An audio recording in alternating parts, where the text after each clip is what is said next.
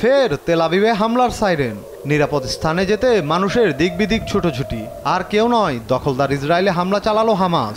দীর্ঘ 4 মাস পর Tel Aviv সহ বেশ কয়েকটি অঞ্চলকে লক্ষ্য করে রকেট হামলা চালায় ফিলিস্তিনের স্বাধীনতাকামী গোষ্ঠীটি। ইসরায়েলে হামলার বিষয়টি নিশ্চিত করেছে হামাস। রোববার টেলিগ্রামে দেওয়া এক পোস্টে গোষ্ঠীটি জানায় তাদের সশস্ত্র শাখা আল কাসেম ব্রিগেড এই হামলা চালায়। ইহুদিদের গণহত্যার প্রতিক্রিয়ায় এই হামলা চালানো হয় বলে জানায় তারা।